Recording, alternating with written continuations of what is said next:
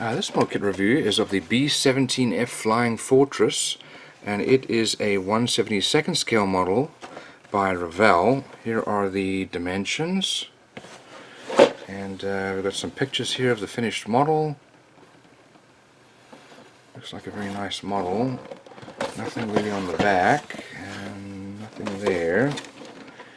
And here we've got some details here about the plane and different languages, and then dimensions there, 31.2 centimeters. So let's have a look at the inside here, see what we've got.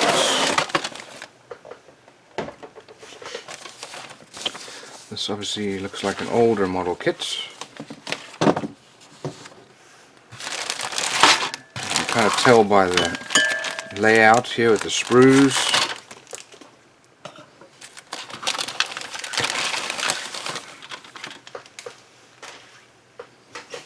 So let's start off here with our first one here, which is the left fuselage. You can see lots of rivet lines. These are all raised. Obviously you can tell, like I said, it's old because you don't have the protective sprue around the outside. And then here's the wing, also with just so many rivet lines, lots of surface detail.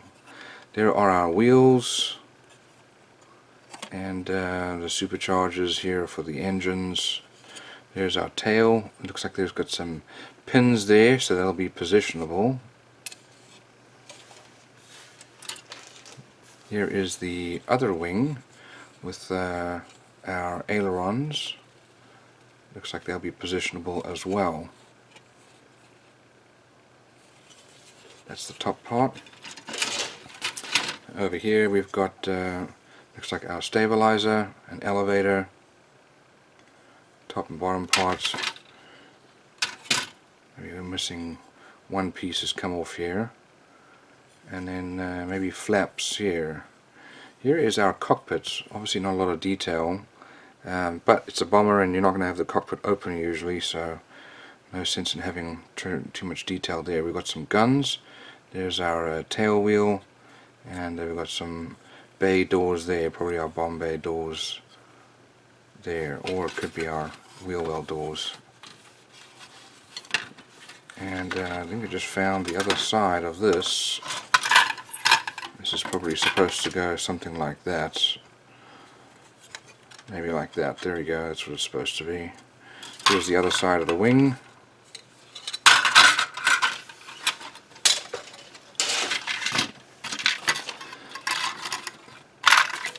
Here is the right hand side of the fuselage with the other side of the tail, and same level of surface detail.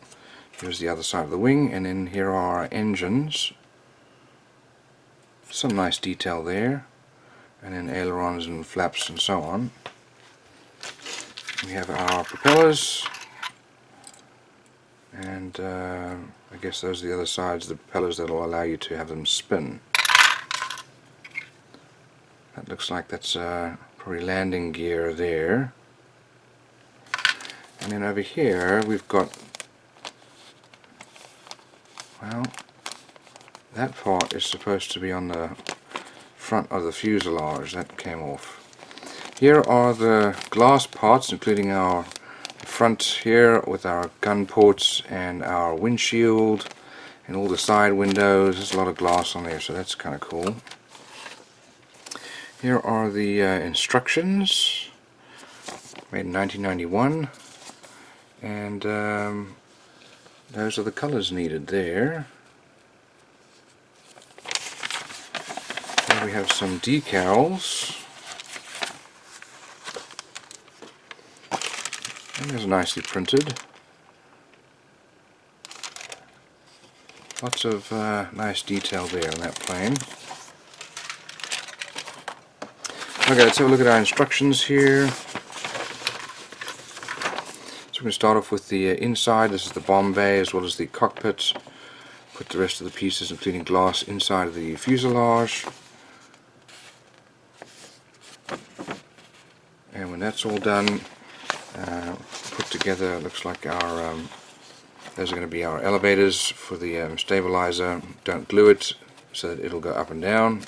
Same thing for the other side, and then we're going to make the different gun turrets. And then build the fuselage, put our tail there, as well as our stabilizer and the different gun ports. Okay, so we're going to put the nose on there, and then that's our bomb bay doors there. You can have them open or closed, and some additional glass on left and right. And we put our wheels together and mount our landing gear. Now it shows here you shouldn't glue them. It doesn't make sense to me nowadays. Back then I guess you want to have something that would move around, but I would probably just glue that because it's likely to just break. And then we're going to put together our ailerons and flaps there. Put our wings together, same thing then for the other side.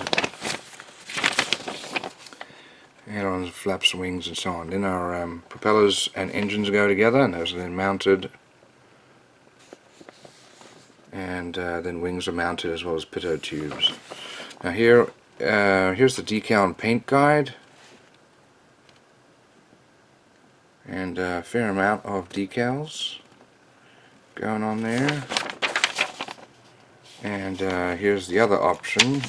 So that one is from 1943 from Molesworth, England. This one is from Bassingbourn, England, 1943 as well. And I imagine it's very similar. So even though it's an older kit, still looks like a good build.